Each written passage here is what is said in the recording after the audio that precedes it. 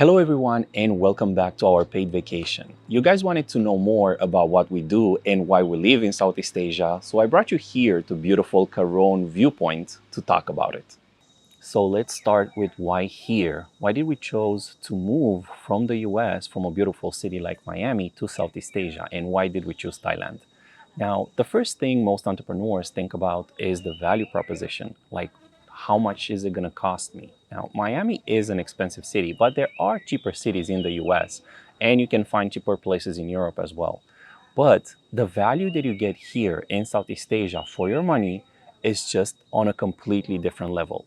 For about half of what you're paying in rent right now, if you live in North America, Europe, Australia, or anywhere in the Western world, for about half of what you're paying right now, you can probably get a beautiful pool villa with a gardener, a maid. You can only eat out and basically kind of have everything that you want for a fraction of the price that you're currently paying. Southeast Asia definitely offers the best value proposition out of the whole world, but there are multiple countries here, so which one to choose?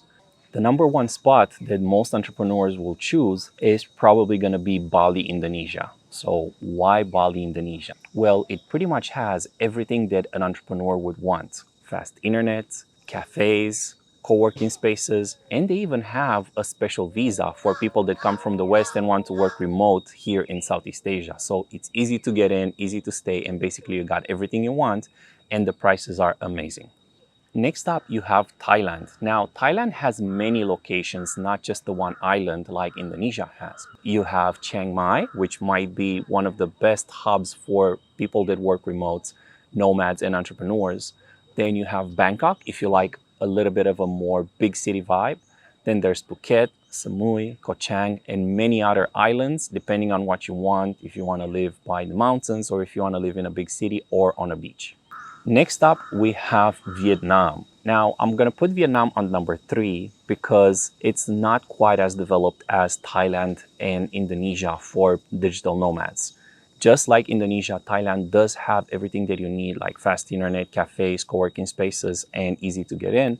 But Vietnam, there are certain places that it may have and certain that are not so great. The areas of Da Nang and Nha Trang are usually very, very good, but if you choose any of the major cities like Ho Chi Minh or Hanoi, they can be a little bit more difficult. The traffic there is just insane.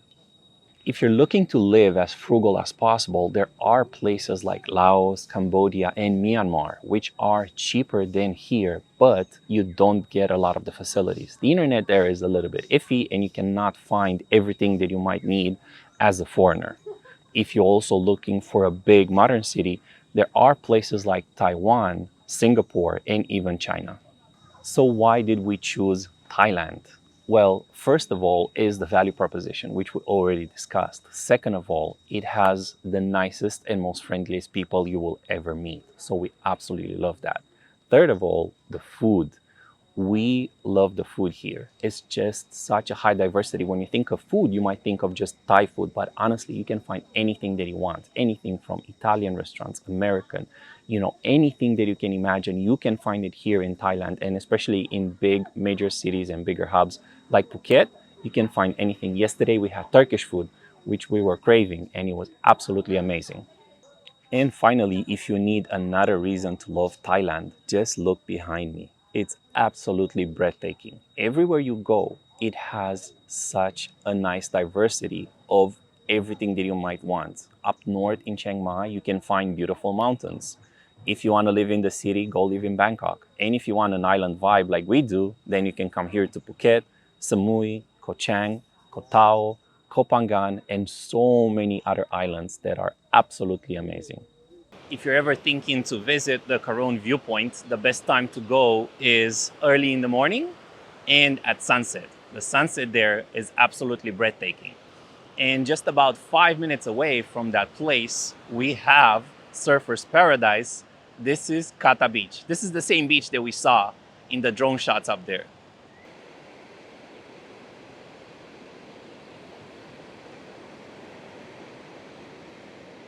So let's take a walk on this beautiful beach and talk about money. The whole idea of this channel is our paid vacation. When I say our, I don't just mean me and Christina.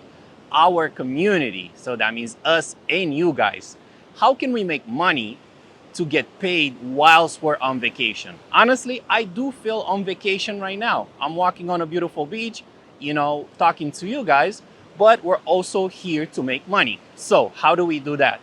Our main source of income comes from Amazon FBA.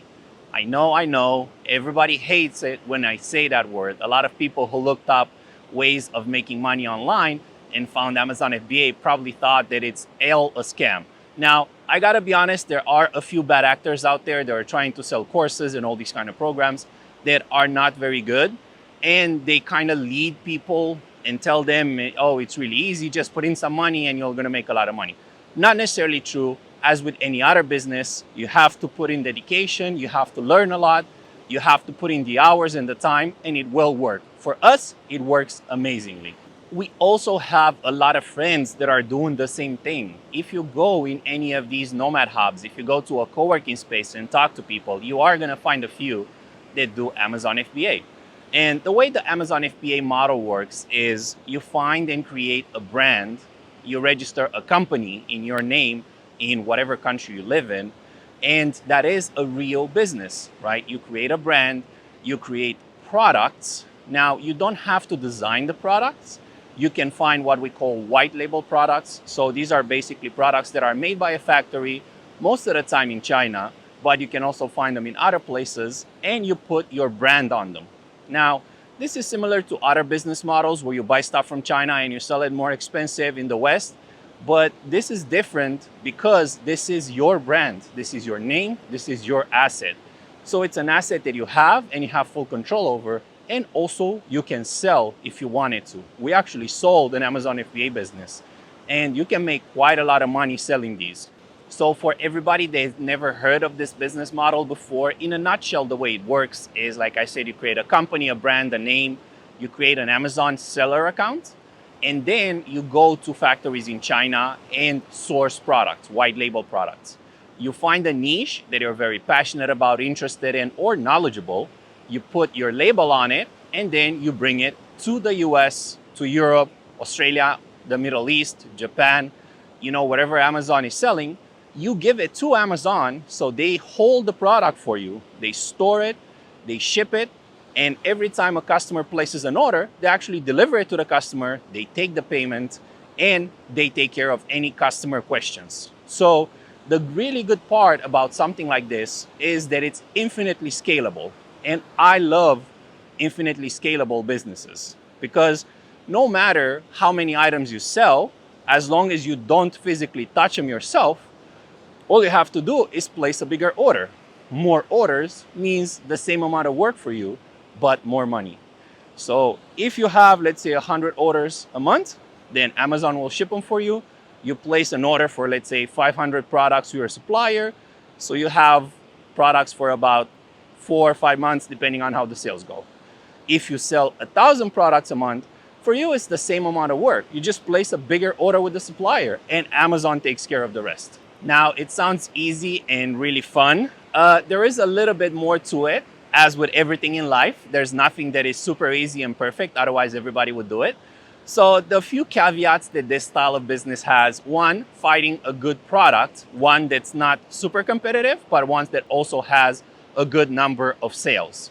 Second, you have to deal with importing stuff from China to your home country, which thankfully there are companies called freight forwarders which take care of everything for you, shipping and importing. And then there's the Amazon piece. You have to learn a little bit of marketing and kind of running ads. Amazon has an ad system just like Facebook and Google and everybody else. So this is called Amazon PPC or pay-per-click. So you kind of have to learn the system and promote your products and sponsor them so more people buy them. So that's our number one source of income. What else? Well, this. I'm trying to do YouTube. I'm wearing this red YouTube t-shirt today just to kind of show what we're trying to do. Now, YouTube is not something that I would recommend to somebody just starting out. Maybe I wouldn't say recommend, but don't expect a huge payoff anytime soon. So I know of a few YouTube channels that blow up and they start getting thousands and millions of subscribers relatively quick. But the reality is, most YouTube channels do not. It's actually difficult to get into YouTube, and expect maybe 2, 3 years until you start making any amount of money through YouTube. So, how does the YouTube policy work? Basically, once you reach 1,000 subscribers and a number of view hours, then you can turn on sponsor monetization. So companies will buy ads on your videos, and those ads, the ad revenue is split between YouTube and yourself.